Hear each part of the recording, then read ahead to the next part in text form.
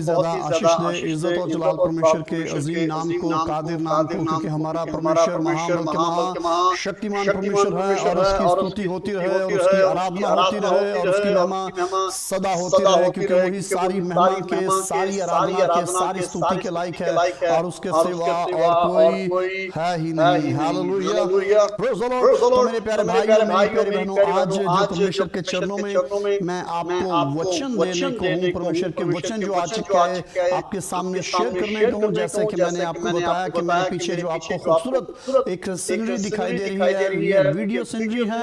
आप देख रहे हैं कि जो जहाज हैं, जो इसमें छोटे बेड़े हैं वो चल रहे हैं, वो लोगों को सैर तफरी का माहौल जो है वो फराहम करते हैं। और उसके साथ ये जो होटल आपको सिडनी में दिखाई दे रहा है, ऑस्ट्रेलिया में है, और ये एक बहुत ही 7 जो अजूबे हैं उनमें भी ये शुमार होता है, ये किसी अजूबे से कम नहीं है। तो मैं आपको बताना चाहता हूँ, इस होटल में लोग खाना खाने के लिए आते हैं, सैर तफरी के लिए आते हैं।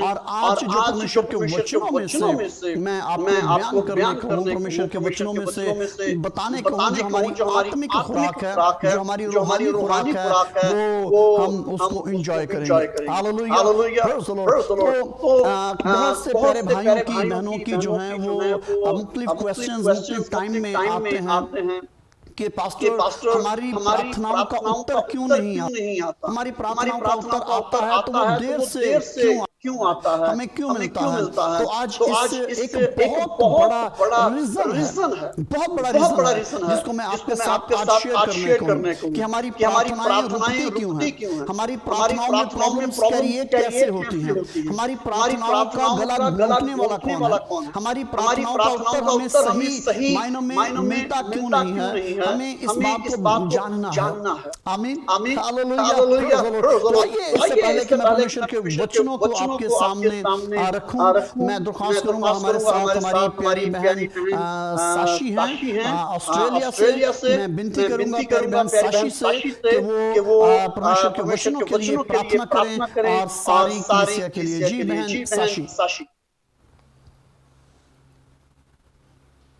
जय मसीह की। जी जय मसीह की। हाँ, चलो मैं प्रार्थना करती हूँ। Hallelujah. Thank you, Jesus. Father God, we thank you. Hallelujah. We come in your presence, Father God. We thank you. We give you glory, honor, and praise, Father God. We thank you for who you are. We thank you for your precious Son, Jesus. We thank you, Holy Spirit. We welcome you in our midst. Where 2 or 3 are gathered, you are in our midst, Lord. And we thank you and we welcome you, Lord. Without you, Lord, we are nothing. And Lord, at this time, I pray for all those people who have gathered, Lord, to hear your word, Lord. I thank you, Lord, and I just pray that you open the eyes of our heart, Lord Jesus, to receive your word, Lord Jesus. Lord, I just pray that you help us not to just be hearers, but doers, Father God. I pray, Lord, that we decrease as you increase in our life, Lord Jesus. We pray, Lord, that you increase and we decrease, Lord Jesus. I pray, Lord, that this time, Lord, I pray that all your children who are about to hear your word, Lord Jesus, I pray that you bless them mightily, Lord Jesus.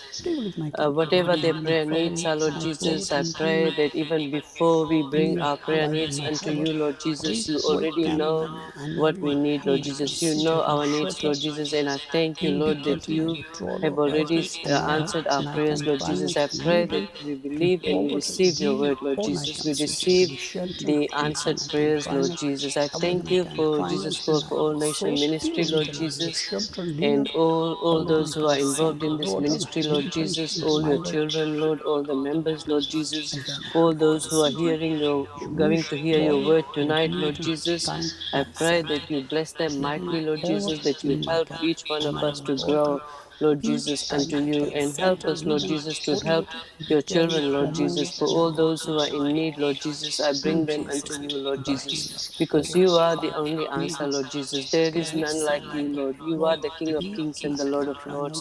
We glorify your name, Lord. We lift your name on high, Lord Jesus. We thank you, Lord, for Pastor Patrice and Pastor Gloria and their family, Lord Jesus. We thank you, Lord, that you, through them, you have blessed us, Lord Jesus. And I pray, Lord, that we also become blessing to them, Lord Jesus. We thank you, Lord. We commit this time into your hands, Lord Jesus. And I just pray, Lord, that you have your way, Lord Jesus. That you have your way, Lord Jesus. That you help us, Lord Jesus. There are many, Lord Jesus, that they have prayers, Lord Jesus, prayer needs, Lord Jesus. And we believe, Lord Jesus, by hearing your word, Lord Jesus, by coming unto you, Lord Jesus, you are the only one who will answer our prayers, Lord. And I commit this time into your hands, Lord Jesus. Things which are not of you, Lord, I just pray that you remove them, that you remove it from our lives in the name of Jesus, Lord, that we may be free, Lord Jesus, to serve you and you alone, Lord. Lord, we thank you. We thank you, Lord Jesus. And we just pray, Lord, that you open our hearts that we may receive your word tonight through our pastor, Lord Jesus. Bless each one of us who have gathered here and all our families, Lord, even our friends, Lord, all those people who are connected with us, Lord Jesus. I pray that you bless them mightily, Father God. In the name of Jesus, I pray. Amen.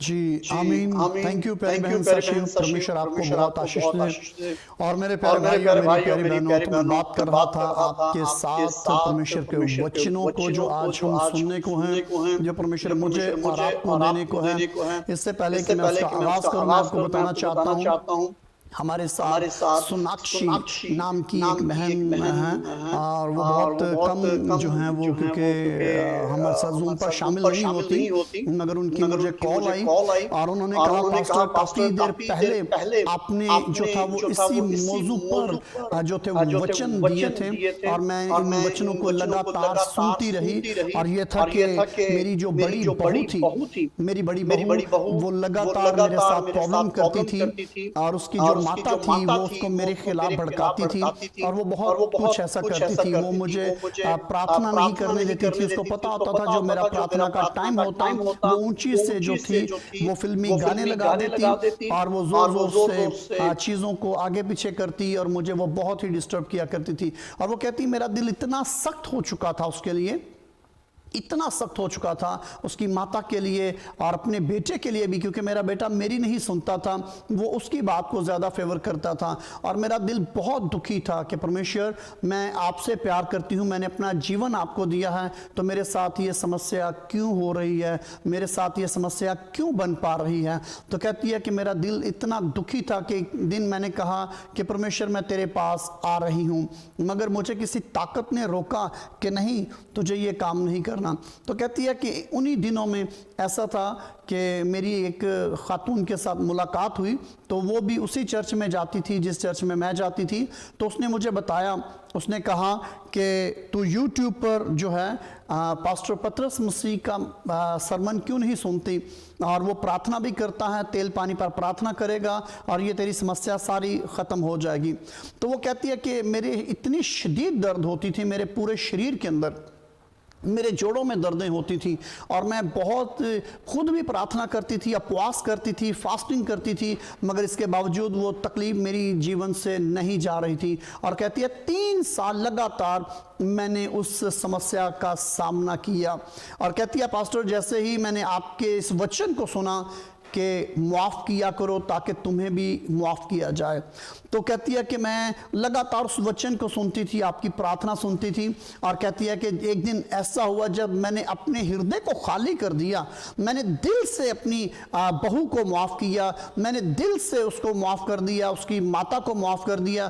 तो वही time था कि परमेश्वर ने मेरे जीवन से उस दुष्ट आत्मा को, जो मेरे जीवन में तकलीफ़ पैदा कर रही थी, मेरी हड्डियों में तकलीफ़ पैदा कर रही थी, उसको मेरे परमेश्वर ने आज़ाद कर दिया। तो मेरे प्यारे भाइयों, मैं तो यहाँ पर ब्राज़ील में था, मैं तो वहाँ पर जो है वो यूपी में नहीं था, यूपी बिहार जहाँ वो रहती है, तो मैं तो वहाँ पर नहीं था। ना मैंने उसके सर पर हाथ रखा और ना ही मैंने उसके लिए प्रार्थना की।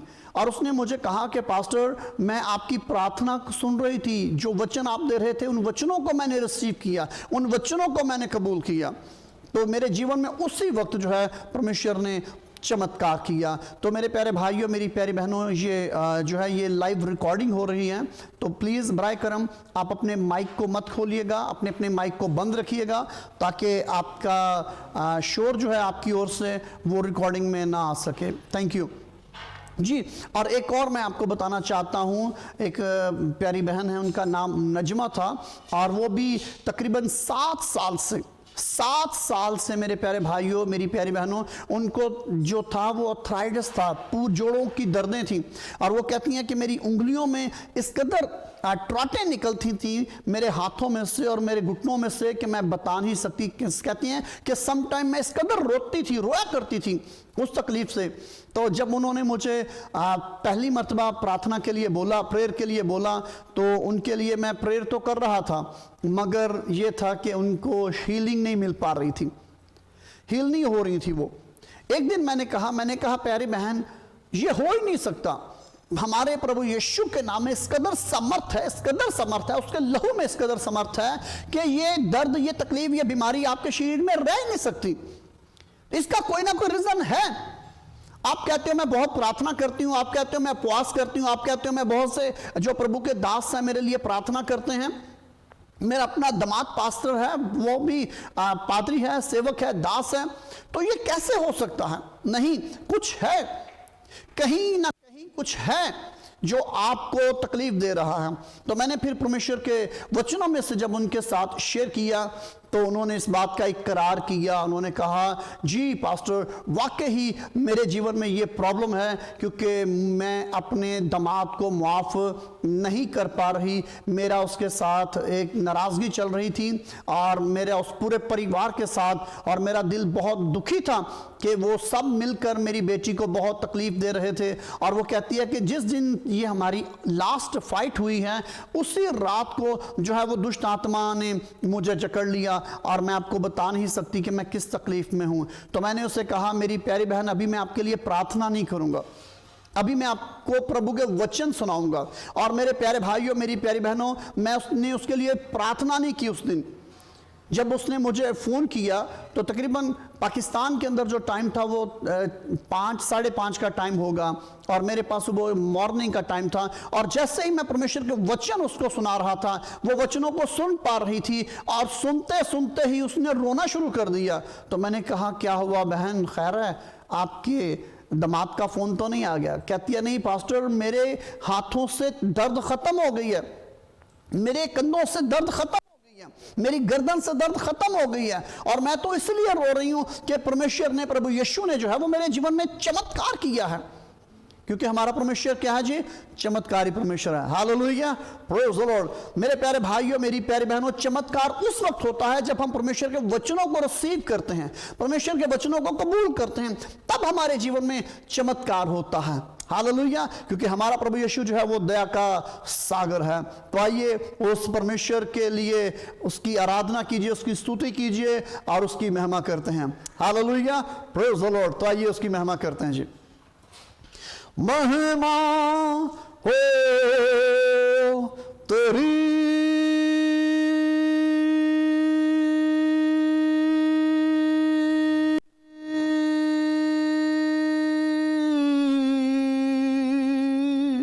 महिमा हो तेरी,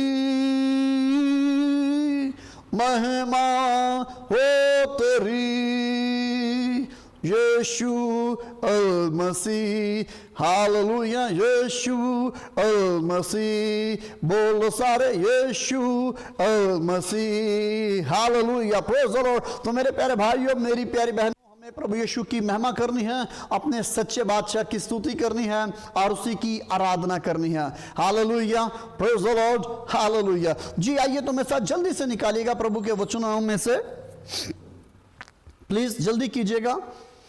और मेरे साथ देखिए पौलुस रसूल का खत इफिसस की कलीसिया के नाम, और उसके 4 बाब की मैं आपके सामने जो है वो पढ़ना चाहूँगा, 32 यानी कि 32 आयत। जी जल्दी कीजिए। इफिसियों की कलीसिया के नाम पौलुस रसूल का खत और उसके 4 बाब की मेरे साथ देखिएगा 32वीं आयत। मैं पढ़ने को हूँ प्लीज। और एक दूसरे पर मेहरबान और नरम दिल रहो, जिस तरह यहोवा ने प्रभु यीशु में तुम्हारे कसूर मुआफ किए, तुम भी एक दूसरे को मुआफ किया करो। यानी कि जैसे यहोवा अब्बा ने मसीह यीशु में अपने पुत्र के द्वारा जो है वो हमारे क्या किए जी, हमारे अपराध जो है वो हमें क्षमा किए। जो अपराध हमने किए थे, जो अपराध हमारे माता पिता की ओर से, यानी जो कसूर हमें माता पिता की ओर से हम पर ट्रांसफर हुए, तो जब हमारे यहोवा पिता ने, यहोवा परमेश्वर ने जो है वो मसीह यीशु के द्वारा वो माफ किए, उसी प्रकार हमें भी चाहिए हम एक दूसरे के कसूरों को क्या करें जी, माफ करें। Hallelujah, praise the Lord, hallelujah, hallelujah, hallelujah. हमें क्या करना है, हमें भी एक दूसरे के कसूरों को माफ करना है। तो मैं ये बताना चाहता हूं कि ये ना माफ करने की जो डीमंस है, ना माफ करने की ये जो स्पिरिट है, रूह जो है, ये हमारे जीवन के अंदर हमारी आत्मा को इस कदर कंट्रोल कर लेती है, हमारे हृदय में ये काबिज हो जाती है, हमारे माइंड को, हमारे दिमाग को कंट्रोल कर लेती है कि लोग माफ नहीं कर पाते। और ये दुष्ट का एक बहुत बड़ा हथियार है, ये इब्लीस की बहुत बड़ी प्लानिंग है, और ये इब्लीस चाहता है कि हम इसकी जद में रहें। इब्लीस नहीं चाहता कि हम इससे छुटकारा पाएं, रिहाई पाएं। और बाजू का पता है क्या होता है, इब्लीस इस कदर मोहब्बत से हमारे दिल को सख्त कर देता है और पता भी नहीं चलने देता। हमारा हृदय जानते हैं कि सख्त कैसे होता है जी। बहुत से लोग हैं जिनका हृदय जो है वो एक दूसरे से प्यार तो करते हैं, मगर वो हृदय को बड़े प्रेम से कठोर कर देता है, यानी सख्त कर देता है। जानते हैं कैसे? छोटी छोटी सी बातों से। और अगर आप इसकी 31वीं आयत को पढ़ें तो वो वहां पर कहता है, तुम्हारे जीवन के अंदर से, यानी हमारे जीवन के अंदर से हर तरह की तल्ख बातें, कड़वी बातें जो हैं वो हमारे जीवन से निकल जाएं। और फिर वो कहता है कि एक दूसरे पर गुस्सा करना छोड़ दो, एक दूसरे पर लान तान करना छोड़ दो, एक दूसरे पर कहर से पेश आना छोड़ दो। तो ये हमारा जो दिल है वो कठोर पता कैसे होता है? जैसे बच्चे स्कूल में पढ़ते हैं ना, तो बच्चे स्कूल में पढ़ते हैं, टीचर देखता है जो किसी ने होमवर्क नहीं किया होता या जिस किसी को सबक नहीं आता, उसके साथ टीचर कैसे उसको गाइड करता है, कैसे उसके साथ अपनी मोहब्बत का इजहार करता है। आप सब जानते हैं कि हमारे एशिया के अंदर तो छड़ी के साथ जो है वो मार पिटाई होती है, मगर इन ममालिक में, यूरोपियन कंट्री में, ब्राज़ील, अमेरिका, कनाडा, इन ममालिक के अंदर या ऑस्ट्रेलिया में बच्चों को मारते नहीं हैं, प्यार से ट्रीट करते हैं।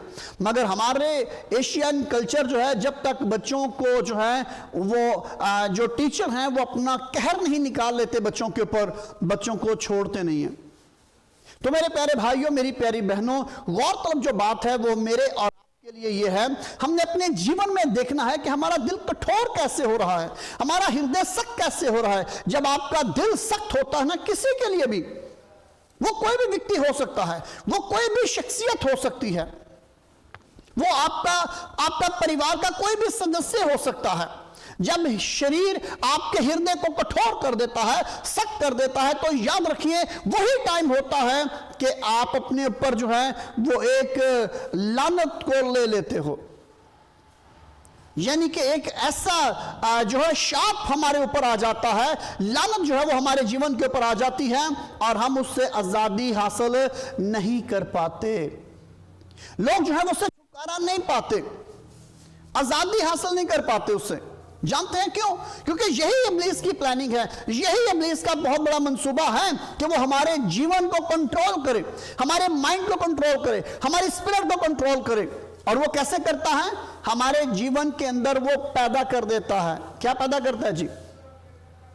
देखिए यहां पर आपके लिए आसानी हो जाएगी, पढ़िएगा, आप अपनी पढ़िए, मगर माइक मत खोलिएगा।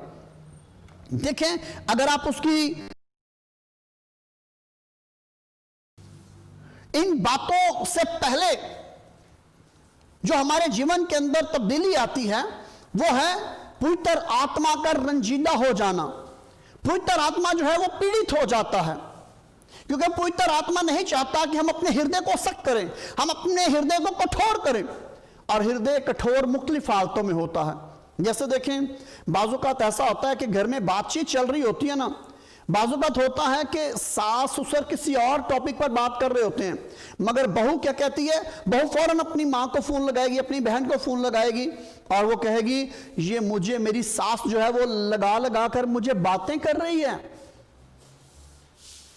तो हमारी पंजाबी में एक मिसाल है ना, आखा तीनू ते सुनामा नूनू।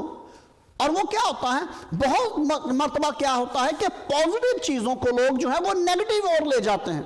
वो कहते हैं कि मेरी सास जो बातें कर रही है वो मुझे लगा लगा कर बातें कर रही है, मेरी सास जो मुझे बात कर रही है वो मुझे टारगेट कर रही है, मेरा ससुर मुझे टारगेट कर रहा है, मेरी नंद मुझे टारगेट कर रही है, मेरा देवर मुझे टारगेट कर रहा है, मेरा जेठ मुझे टारगेट कर रहा है, मेरी जेठानी मुझे टारगेट कर रही है, मेरी देवरानी मुझे टारगेट कर रही है। तो मुझे मेरे प्यारे भाइयों ये बताइए, अगर एक शख्स जो शराब ही नहीं पीता, उसको जितनी मर्जी शराबियों की मिसालें दी जाएं, उसका दिल दुखेगा, उसका दिल पीड़ित होगा? कभी नहीं होगा, क्योंकि उसके जीवन में नशे की इल्लत नहीं है, वो नशा नहीं करता। तो कैसे कोई कहेगा, अगर एक बहू जो है वो काम चोर नहीं है, तो वो कैसे समझेगी कि ये मेरी बहू, मेरी सास मुझे बातें कर रही है, या मेरी नंद मुझे बातें कर रही है, या मेरी मां मुझे बातें कर रही है? ये तब ही होता है जब हमारे जीवन में कोई ना कोई रखना होता है। जब रखना होता है तो तब ही महसूस होता है कि ये जो बात है ये मेरे बारे में है। अगर कोई गाली ही नहीं देता तो 100 मरतबा पास्टर बोले कि गाली बोलने वाला आसमान की बादशाही का वारिस नहीं होगा, तो जो गाली देता है वही बोलेगा ना, क्योंकि परमेश्वर के वचनों में लिखा है खबरदार किसी के फ्रेम में ना आना। कोई भी गालियां बकने वाला परमेश्वर के स्वर्ग के राज में शामिल नहीं हो सकता।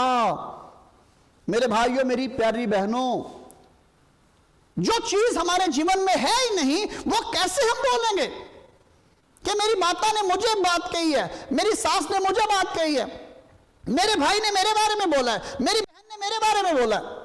इसका मतलब है जो घर के अंदर कामचोर होता है उसे ही पता चलता है कि ये मेरे बारे में बात हो रही है। तो ये वो इलामतें होती हैं जो हमारे हृदय को कठोर कर देती हैं, हमारा हृदय सख्त हो जाता है, हमारा दिल सख्त हो जाता है। और जब दिल सख्त हो जाता है तो फिर उसको कोई नरम नहीं कर सकता। एक ही है जो इस हृदय को बदलने की रखता है, और इस हृदय को अगर कोई बदल सकता है तो वो सच्चा बादशाह प्रभु यीशु है। Hallelujah, praise the Lord. मेरे प्यारे भाइयों, मेरी प्यारी बहनों, गौरतलब जो बात है वो ये है कि परमेश्वर आपसे प्यार करता है, आपसे प्यार करता है, मगर वो ये चाहता है कि हमारे जीवन के अंदर से ये बदगुमानी जाती रहे, हमारे जीवन के अंदर से ये प्रॉब्लम चली जाए। जैसे कि आप देखें, अक्सर औकात उस्ताद और शागिर्द में कुछ बात होती है, या मियाँ बीवी के दरमियान में कोई बात हो जाती है, पति पत्नी में कोई ना कोई ऐसा प्रॉब्लम बन जाता है, तो पत्नी कहती है ये मेरा पति पहले बहुत अच्छा था, अब ये मुझे लगा लगा कर बातें कर रहा है। भाई कैसे तुझे लगा कर बातें कर रहा है? जब हम ये सोचते हैं कि ये मुझे कह रहा है, तो इसका मतलब है कि वो खामी हमारे जीवन में है, वो कमजोरी हमारे जीवन में है, इसीलिए तो महसूस हो रही है। और अगर हमारे जीवन में ना हो तो हम कैसे ये बोलेंगे कि मेरी सास मुझे लगा लगा कर बातें कर रही है, मेरा ससुर मुझे लगा लगा कर बातें कर रहा है, मेरी देवरानी मुझे लगा लगा कर बातें कर रही है, मेरा जेठ जो है वो मुझे लगा लगा कर बातें कर रहा है। यही तो दुष्ट आत्मा प्लानिंग होती है कि वो हमें परमेश्वर के वचनों पर अमल नहीं करने देती, परमेश्वर के वचनों पर चलने नहीं देती, और वो हमारी जिंदगी में रखना बना लेती हैं। और जब हमारे जीवन में रखना बन जाता है तो फिर उससे छुटकारा नहीं है जी। और जब ये चीजें हमारे जीवन में आ जाती हैं तो परमेश्वर का जो पवित्र आत्मा है फिर वो हमारे साथ नहीं रहता। पवित्र आत्मा जो है वो हमसे रंजीदा हो जाता है, पवित्र आत्मा जो है वो हमें लीप कर देता है, छोड़ देता है, तन्हा कर देता है। और जब पवित्र आत्मा हमें छोड़ देता है तो फिर दुष्ट आत्माएं हमारा तमक्सर नहीं उड़ाती बल्कि हमें ज़लीलो ख़वार कर देती हैं जी। हमारा डिफेंस अगर कोई करता है तो वो पवित्र आत्मा है, अगर हमें कोई बचाता है तो वो पवित्र आत्मा है, अगर हमारे जीवन में कोई बड़ा काम करता है तो वो पवित्र आत्मा है। और अगर हम उस पर अमल नहीं करते, अगर हम उसको समझते नहीं हैं, सोचते नहीं हैं, तो याद रखिए मेरे प्यारे भाई, मेरी प्यारी बहन, ये बात खतरे की है। जी। तो यहां पर देखिए 30वीं आयत में क्या लिखा है, 30वीं आयत में लिखा है, और यहोवा के पवित्र आत्मा को रंजीदा ना करो जिससे तुम पर मखलसी यानी नजात रहाई छुटकारे के दिन के लिए मोहर हुई। यह है बात। और जब हम इस बात को नजरअंदाज कर देते हैं, रद्द कर देते हैं, तो मेरे प्यारे भाइयों, मेरी प्यारी बहनों, हमारा जीवन जो है वो सफल नहीं होता। हम कभी भी कामयाब नहीं हो सकते। कामयाब होने के लिए, कामयाब रहने के लिए हमें जिस चीज की जरूरत है वो है परमेश्वर की फरमाबरदारी, परमेश्वर के वचनों पर अमल करना। और अगर आप दूसरा तवारीख पढ़ें, दूसरा सलातीन उससे पीछे है, सॉरी उससे के बाद आएगा, और वहां पर लिखा है कि क्या है, इतिहास, दूसरी किताब इतिहास की, वहां पर लिखा हुआ है उसके 20वें बाब को अगर आप पढ़ते हैं तो उसकी 20 और 21 आयत को पढ़िए, तो वहां पर लिखा है, अगर तुम परमेश्वर पर यानी यहोवा पर भरोसा रखो और उसके बातों को मानो समझो तो तुम कामयाब होगे। बहुत से लोग हैं वो परमेश्वर के लोगों की, परमेश्वर के दासों की बातों को सुनते तो हैं मगर दुष्ट आत्माएं अमल नहीं करने देती, क्योंकि दुष्ट आत्माओं को पता है अगर इन्होंने अमल कर लिया तो ये तो चेंज हो जाएंगे, बदल जाएंगे, इनका हृदय जो है वो बदल जाएगा, और अगर हृदय बदल गया तो हमारा तो इनके ऊपर कोई अधिकार नहीं रहेगा। परमेश्वर यह चाहता है कि हमारे जीवन पर जो अधिकार है वो प्रभु यीशु का रहे। परमेश्वर यह चाहता है कि हम पवित्र आत्मा के द्वारा क्या करें, परमेश्वर को जाने समझें और प्रभु के, परमेश्वर के वचनों के अनुसार हम अपने जीवन को बसर करें। ये हमारे ईश्वर की प्लानिंग है, मगर दुष्ट आत्माएं ऐसा नहीं करने देती। दुष्ट आत्माएं हमारी प्लानिंग को चेंज कर देती हैं, हमारी सोच को चेंज कर देती हैं, हमारे इरादों को चेंज कर देती हैं, हमारे मामलात को चेंज कर देती हैं। यही प्लानिंग है दुष्ट आत्माओं की। एक घर के अंदर रहते हुए एक बहू जो है वो अपनी सास और ससुर की फरमाबरदारी नहीं करना चाहती, और वो जब उसका पति घर में आता है तो फिर उसके वो कान भरती है। कुछ लोगों की ये आदत होती, जीवन से अलग नहीं करते। घर के अंदर एक बहू होती है या एक सास होती है, सास अपनी बेटी को या अपने दूसरे रिश्तेदारों को कहती है कि मेरी बहू जो है वो ऐसे कर रही है, ये कर रही है, मेरी बहू ने ये कर दिया, मेरी बहू ने ये कर दिया, मेरी बहू ने ऐसे कर दिया, मेरी बहू ने वैसे कर दिया। तो मेरे प्यारे भाइयों, मेरी प्यारी बहनों, ये जो दूसरों के साथ बातें डिस्कस करना है ये बहुत बड़ी लानत है। जब हम किसी भी बात को किसी के साथ शेयर करते हैं, किसी की बदकोई करते हैं, इसको प्रभु के वचनों में लिखा है एबजोई करना। बजाय हम अपने जीवन में देखें, अगर हमारे जीवन में वो कोई कमजोरी पाई जाती है, हमारे अंदर कोई कमी है, कोई खामी है, कोई ऐसा ऐब है, कोई ऐसा गुनाह है, हम उससे अपने जीवन से अलग करें, हम उससे अपने जीवन से पूरा तौर से निकालें और परमेश्वर से प्यार करें। और दुष्ट आत्माएं हमें ऐसा नहीं करने देती। दुष्ट आत्माएं ये चाहती हैं कि हम वो करें जो परमेश्वर को नापसंदीदा है। दुष्ट आत्माएं यही चाहती हैं कि हम अपने परमेश्वर के खिलाफ बोलें, हम परमेश्वर के दासों के खिलाफ बोलें, हम परमेश्वर के जो सेवक हैं उनके खिलाफ बोलें।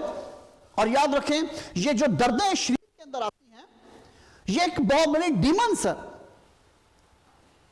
आर्थराइटिस ये डीमंस है जी, जो आपके कंधों में, आपके बाजुओं में, आपकी हथेलियों में, उंगलियों में, आपके पांव में, घुटनों में, टखनों में दर्द पैदा करती हैं, ये डीमंस हैं।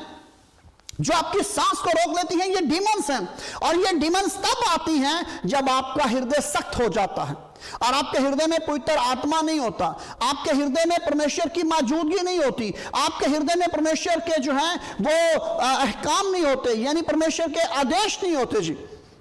तब ये दुष्ट आत्माएं हमारे हृदय में आती हैं। जैसा कि मैंने आपको ये दो मिसालें दी, एक बहन अजरा की, सॉरी रजिया की, और नजमा की, सॉरी, और एक और प्यारी बहन जिसका मैंने नाम आपके सामने रखा, सोनाक्षी। वो कहती है कि हमारे हृदय को इस कदर दुष्ट आत्माओं ने सख्त कर रखा था जी, और मेरे अंदर यही आता था कि मेरी बेटी को मेरा दामाद जो है वो तकलीफ देता है, मेरी बेटी को दुख देता है। हमने इतना कुछ किया अपने दामाद के लिए। और एक और बहन जिसका नाम मेरे जुबान से भी निकला, अजरा उसका नाम है जी, और उसका भी सेम प्रॉब्लम था, और उसने तकरीबन 11 साल जो है वो अपने माता पिता के घर में रही, अपनी सास से झगड़कर। और एक माह उसका पति उसके पास रहता था, एक माह वो अपने माता पिता के पास रहता था। इसी तौर से करते करते 11 साल गुजर गए उनके। तो मेरे प्यारे भाइयों, मेरी प्यारी बहनों, जब परमेश्वर के वचनों को उन्होंने सुना, जब परमेश्वर के वचनों को उसने कबूल किया, तो वो रोती हुई अपनी सास के पास गई।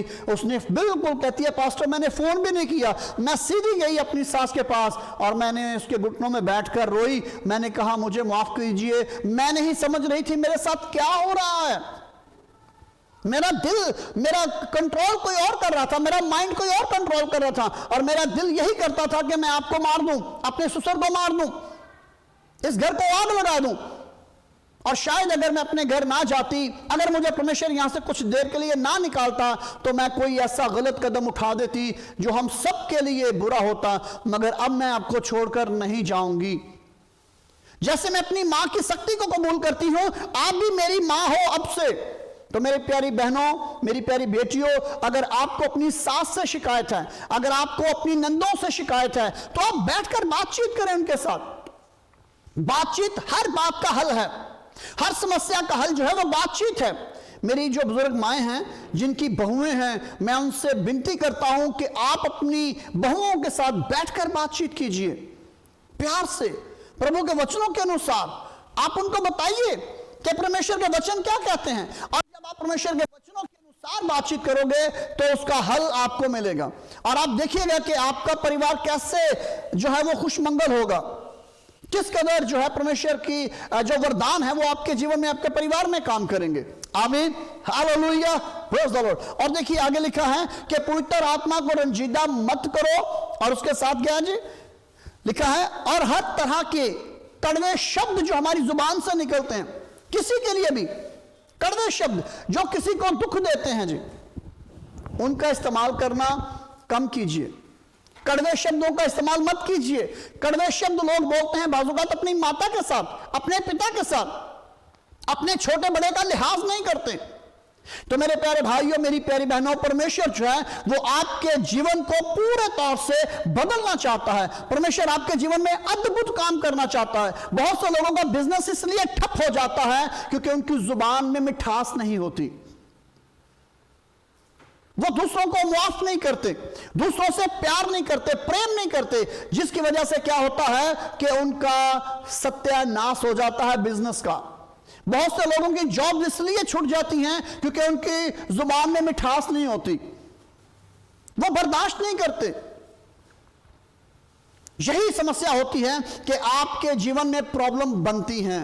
इससे अगर आप बचना चाहते हैं तो इसके लिए मेरे प्यारे भाई, मेरी प्यारी बहन, आपको क्या करना होगा? आपको परमेश्वर के वचनों को जानना होगा, परमेश्वर के वचनों को सुनना होगा और परमेश्वर के वचनों के अनुसार अपने जीवन को अपनाना होगा। बहुत से डिसाइपल हैं, वो क्या करते हैं, वो अपने जो उस्ताद हैं, जो यानी उनके आत्मिक गुरु हैं, वो अपने आत्मिक गुरुओं की इज्जत नहीं करते और उनके खिलाफ बगावत करते हैं, जिसकी वजह से उनके जीवन में जो है वो इत्मीनान नहीं रहता, आनंद नहीं रहता, सुकून नहीं रहता। क्योंकि याद रखिए, इन दुष्ट आत्माओं से बचने के लिए, इन डेविल स्पिरिट से आपको बचने के लिए, इन बंदरों से आपको बचने के लिए परमेश्वर के वचनों के अनुसार अपने आत्मिक पिता की, यानी जो आपके गुरु हैं, जो आपके उस्ताद हैं, आपको उनकी फर्माबरदारी करनी होगी। बहुत से लोग हैं, वो क्या करते हैं, जिसको सुनते हैं वो उसकी ओर चलना शुरू कर देते हैं।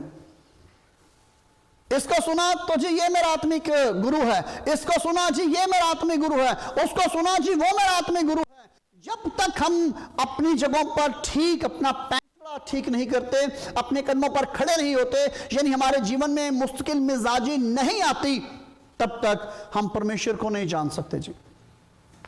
तो मेरे प्यारे भाइयों, मेरी प्यारी बहनों, अगर आप अपने जीवन को बदलना चाहते हैं, अपने जीवन को मुकम्मल तौर पर परमेश्वर के आप ताबे करना चाहते हैं, तो इसके लिए आपको लाजिम है कि आप आत्मिक जो गुरु हैं, आत्मिक उस्ताद हैं, उनकी इज्जत कीजिए।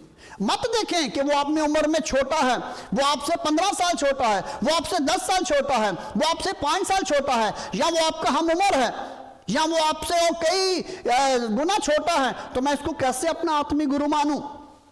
अगर आप अपने जीवन में आत्मिक गुरु नहीं मानोगे तो आप आशीष नहीं पाओगे, क्योंकि मसीहत के अंदर जो है वो यही है कि हमारा आत्मिक गुरु होना चाहिए। मेरी प्यारी बहनों, मेरे प्यारे भाइयों, अगर आप किसी को अपना आत्मिक गुरु नहीं मानोगे, अगर आप किसी को अपना आत्मिक गुरु कबूल नहीं करोगे, तो आप आशीष नहीं पा सकते। इसीलिए प्रभु यीशु ने कहा, और प्रभु यीशु ने अपने चेलों को कहा कि अब तुम जाओ रवाना हो जाओ और क्या करो, जाकर चेले बनाओ। और हमने चेले उनको प्रभु यीशु के बनाना है। और जब आप चेले बन जाओगे तो फिर आपके अंदर कभी ये बात नहीं आएगी कि मेरी सास मुझे लगा लगा कर बातें कर रही है, मेरा ससुर, मेरा भाई, मेरी बहन, मेरी माता, मेरा पिता। क्योंकि गुरु जो होता है वो हमारी शिक्षा करता है, हमारी कमियां कमजोरियों को निकालता है। वो सेम एक उस माली की तरह काम करता है जो एक बगीचे को, एक पौधे की काट छांट करता है। जिस शाख को वो देखता है कि ये टेढ़ी है, वो उसकी कटाई कर देता है, कुतर देता है उसको, ताकि ये जो पौधा है ये खूबसूरत लगे। मगर पौधे को गुस्सा आता है। पौधे को अगर देखें आपके कोई बाल खींचे तो आपको अच्छा लगेगा, और जब पौधों को, जो फूलों वाले पौधे होते हैं, उनको मौसम के मुताबिक उनकी कटाई होती है जी, ताकि फिर जैसे ही बहार आती है वो बहुत ज्यादा खूब खिलते हैं और बहुत ज्यादा वो फूल लाते हैं। इसी तरह से मेरे प्यारे भाइयों, मेरी प्यारी बहनों, हमें भी काट छांट की जरूरत है। अगर घर में आपकी माता पिता आपकी काट छांट करते हैं तो आप बहुत ही बाइसे बरकत हो, ये आपके लिए आशीष की बात है, ये खुशी की बात है। अगर आपके आत्मिक गुरु जो है, आपके जो आत्मिक उस्ताद हैं, वो आपकी मदद करते हैं, वो आपकी कमियां कमजोरियां आप पर हाईलाइट करते हैं, तो इस बात का दुख मत किया करें, खुशी से कबूल करें। और जब आप खुशी से कबूल करोगे तो उसके एवज आपके जीवन में बहुत बड़ी आशीष आएगी, उसके एवज आपके जीवन में परमेश्वर की बहुत बड़ी ब्लेसिंग्स आएगी। मेरे प्यारे भाई, मेरी प्यारी बहन, परमेश्वर आपको बहुत प्यार करता है, वो आपके जीवन में अद्भुत काम करना चाहता है। हालेलुया, प्रेज़ द लॉर्ड, प्रभु यीशु की स्तुति हो, प्रभु यीशु की जय जयकार। तो देखिए आगे क्या लिखा है, हर तरह की तल्ख मिजाजी, हमारे जीवन में तलखी किसी भी प्रकार से आ सकती है, किसी भी तरह से आ सकती है। और आगे लिखा है कहर और गुस्सा और शोरगुल। बाजों का बहन भाई आपस में बातचीत करते हैं और बातचीत करते करते एकदम तलखी आ जाती है, बर्दाश्त नहीं करते। पति जो है वो पत्नी को बर्दाश्त नहीं करता, पत्नी पति को बर्दाश्त नहीं करती, बच्चे माँ बाप को बर्दाश्त नहीं करते। आज के दौर में ऐसा है कि इब्लीस हर एक को कहता है कि तू अक्लमंद है, तुझ में बुद्धि है, तुझ में समझ है, तेरी मां को तो पता ही नहीं किसी बात का, तेरे पिता को तो पता ही नहीं किसी बात का। तो अगर उनसे पूछे, भाई मुझे बताइए, ऐसे लोगों से मेरा क्वेश्चन है कि आप कौन से दरख्त पर पले बड़े हो, किस जो है रुख ने आपको जो है वो पाला पोसा है, किस दरख्त से आप ही इसी तौर से जो है वो परवान चढ़े हो। अगर आपके माता पिता को समझ नहीं थी तो आपको बढ़ाया किसने, आपको खाना किसने सिखाया, आपको रिश्तों का इम्तियाज किसने दिया। तो मेरे उन तमाम प्यारे भाइयों से, बहनों से, बच्चों से हाथ जोड़कर विनती है कि ऐसे शब्द मत इस्तेमाल किया करें अपने माता पिता के लिए कि जी आपको तो पता ही नहीं किसी बात का, आपको तो बुद्धि नहीं है, आपको तो समझ ही नहीं है। क्यों? इसलिए कि आपने उनकी ठीक तरबियत नहीं की। अगर आप उनकी ठीक दुरुस्त तरबियत करते तो आज आपको अपने बच्चों से यह सुनना ना पड़ता कि मैं कोई बच्चा तो नहीं हूं। बाजू का माता पिता बोलते हैं बच्चे को कि आप इस टाइम तक घर से बाहर मत रहा करो, इतनी देर तक घर में मत आया करो, टाइम से घर में आया करो। तो बच्चे कहते हैं जी मैं अभी भी फीडर पीता बच्चा नहीं हूं कि मैं अभी भी आपकी उंगलियों के इशारों पर चलूं, अब मैं बड़ा हो गया हूं। मेरे प्यारे भाइयों, मेरी प्यारी बहनों, मैं आपको बताना चाहता हूं परमेश्वर के वचनों के अनुसार परमेश्वर आपसे प्यार करता है। हालेलुया। परमेश्वर आपके जीवन में अद्भुत काम करना चाहता है, परमेश्वर आपकी सोच को बदलना चाहता है, परमेश्वर आपके अंदाज को बदलना चाहता है, परमेश्वर आपके किरदार को बदलना चाहता है। और प्रभु यीशु को जब आप अपने जीवन में ले लेते हो तो फिर आपको किसी पर उंगली उठाने का मौका ही नहीं मिलता, क्योंकि प्रभु यीशु जो है वो चाहते हम अपने आप को ठीक करें ताकि हम जो है वो स्वर्गीय राज में शामिल हो सकें। और स्वर्गीय राज में तब ही शामिल होंगे जब हम अपने आप को ठीक करेंगे। Hallelujah, praise the Lord. तो मेरे प्यारे भाइयों, मेरी प्यारी बहनों, आज हमें सोचने की जरूरत है, आज हमें जानने की जरूरत है कि हम कहां पर हैं और हम क्या कर रहे हैं। आइए एक छोटी सी प्रार्थना करेंगे और जल्दी कीजिए, आप अपना दाहिना हाथ अपने हृदय पर रखिए और प्रार्थना करते हैं। और अगर आपने अभी तक अपना जीवन प्रभु यीशु को नहीं दिया तो आप मेरे साथ प्रार्थना कीजिए, अपना जीवन प्रभु यीशु को दीजिए और प्रभु यीशु आपके जीवन में अद्भुत काम करेंगे। अगर आप अपने शरीर से इन कमजोरियों को, खामियों को निकालना चाहते हैं तो भी अपना दाहिना हाथ अपने हृदय पर रखिए और मेरे साथ प्रार्थना कीजिए। बोलिए मेरे पीछे, पिता परमेश्वर, मैं आपके बेटे प्रभु यीशु के नाम से विनती करता हूं, विनती करती हूं, मैं अपने हृदय को खोलता हूं, खोलती हूं, और ये जो दुष्ट आत्माएं मेरे हृदय को सक करती हैं, ये जो दुष्ट आत्माएं मेरे अंदर नफरत पैदा करती हैं किसी के लिए भी, और मुझे मजबूर करती हैं कि ये जो कह रहा है, ये जो कह रही है, ये मुझे लगा लगा कर बातें कर रहे हैं। परमेश्वर, इन डीमन को, इन दुष्ट आत्माओं को, इन बदरूहों को मेरे शरीर से जुदा कीजिए, मेरे दिल से, मेरे हृदय से, मेरी सोच से, मेरी समझ से मुझे आजाद कीजिए। पिता परमेश्वर, मैं आपकी विनती करता हूं, मैं आपकी विनती करता हूं। अगर आप में से किसी ने अभी तक अपना जीवन प्रभु यीशु को नहीं दिया तो मेरे पीछे प्रार्थना कीजिए। प्रभु यीशु, मैं अपना हृदय आपके लिए खोलता हूं, खोलती हूं, मेरे हृदय में आ जाइए और मैं अपना जीवन पूरे तौर से आपको देता हूं, आपको देती हूं। मेरे जीवन में काम कीजिए, मुझे ब्लेस कीजिए, मुझे मेरे सारे पाप मुझे क्षमा कीजिए और मैं आपको कबूल करता हूं, मैं स्वीकार करता हूं अपने हृदय में, अपने जीवन में। पवित्र आत्मा के द्वारा मेरे हृदय में आइए और मुझे क्षमा कीजिए, मेरे सारे पाप मुझे क्षमा कीजिए और मैं आपको अपना राजा मानता हूं। प्रभु यीशु, मैं आपको राजा, अपना राजा मानती हूं, मुझे ब्लेस कीजिए, ब्लेस कीजिए, ब्लेस कीजिए। आमीन, आमीन, आमीन। Hallelujah, praise the Lord. मेरे प्यारे भाइयों, मेरी प्यारी बहनों, बहुत से लोग शायद नहीं जानते कि ये आप जो देख रहे हैं मेरे हाथ के नीचे, ये पेपैल का जो है वो कोड है। आपने आशीष पाई है, परमेश्वर ने आपको आशीष दी है, ब्लेस किया है। आप इसको अपने मोबाइल पर देख सकते हैं, और अगर नहीं तो उसके साथ जो है ये चल रही है हमारी ईमेल, जो है हमारा व्हाट्सअप है। अगर आप Jesus call for all nation को ब्लेस करना चाहते हैं, हमारी मिनिस्ट्री को ब्लेस करना चाहते हैं, तो परमेश्वर आपको बहुत बरकत दे, बहुत आशीष दे। आपने ब्लेसिंग्स पाई है, परमेश्वर के वचनों के अनुसार आशीष पाई है, तो आप इस आशीष को जो है कबूल कीजिए अपने जीवन में और Jesus call for all nation को ब्लेस कीजिए ताकि परमेश्वर आपको ब्लेस करे। तो मेरे प्यारे भाइयों, मेरी प्यारी बहनों, आने वाले दिनों में हम परमेश्वर के चरणों में एक बड़ा जो है वो प्लान रखने को हैं, उसको अपनी प्रार्थनाओं में याद रखिएगा। बहुत जल्द हम जो है वो जूम के द्वारा जो है वो हम टीचिंग स्टार्ट करेंगे। वो लोग जो सीखना चाहते हैं, जिन लोगों के हृदय में ये चीज़ है और आप किसी वजह से बाइबल कॉलेज ज्वाइन नहीं कर सकते, हम जो है एग्जैक्ट सेम आपको जो टीचिंग्स हैं, जो तालीम हैं, वो एक परमेश्वर के दास के मुताबिक, एक पास्टर के मुताबिक जो है वो आपको वो तालीम सुनने को मिलेगी, सीखने को मिलेगी।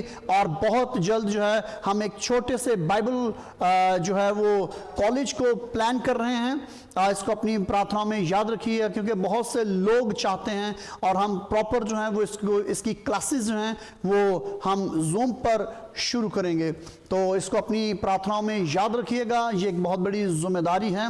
और उसके साथ मेरे प्यारे भाइयों, मेरी प्यारी बहनों, जैसा कि आप जानते हैं कि हमारा 52 डेज की प्रेयर एंड फास्टिंग चल रही हैं। इसके लिए हमें आपके प्यार और आपकी प्रार्थनाओं की ज़रूरत है। और देखिए, जैसे कि अभी आप देख रहे हैं मेरे हाथ के नीचे, लाइक कीजिए, सब्सक्राइब कीजिए और बेल आइकॉन को ज़रूर प्रेस करना मत भूलिए। और जब आप बेल आइकॉन को प्रेस करेंगे, देखें जैसे कि आप सब्सक्राइब करते हैं, देखिए मेरे हाथ के नीचे सब्सक्राइब किया और बेल आइकॉन, और ये जो ऊपर वाला हिस्सा है ऑल का, इसको प्रेस करना है आपने।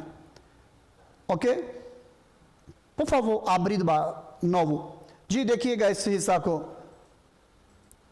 कि जब आप इसको क्लिक करते हैं, बहुत से लोग हैं आपके पास, ये देखिए, आप सब्सक्राइब कीजिए और उसके बाद बेल आइकॉन को दबाइए और जो पहला है ऑल का, इसको क्लिक कीजिए। फिर आपको नहीं कहना पड़ेगा, क्योंकि बहुत सी बहनें हैं, भाई हैं, वो ये शिकायत करते हैं, इजहार करते हैं कि हमारे पास जो है वो आपका लिंक नहीं आ पाता। इसलिए लिंक नहीं आ पाता क्योंकि आप शायद सब्सक्राइब तो कर देते हैं मगर बेल आइकॉन को नहीं प्रेस करते।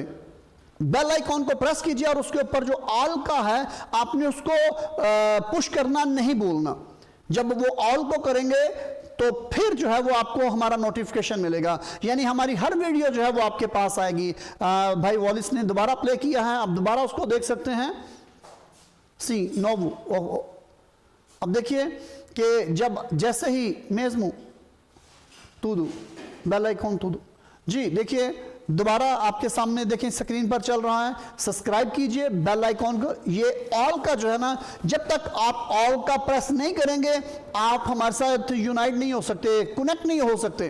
और फेसबुक पर जो है और इंस्टाग्राम पर आप फॉलो अप का जो ऑप्शन आती है, फॉलो अप की, आप फॉलो अप कीजिए Jesus call for all nation के पेज को, यूट्यूब पर, फेसबुक पर और उसके साथ इंस्टाग्राम पर। परमेश्वर आप सबको बहुत बरकत दे, परमेश्वर आप सबको बहुत बरकत दे, परमेश्वर आपको बहुत बरकत दे।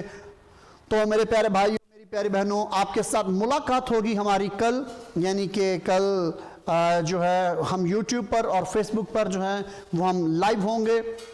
के लिए इजाज़त दीजिए। परमेश्वर आप सबको बहुत बरकत दे और हम जो हैं शलोम शलोम शलोम शलोम अदनाए जैमसे की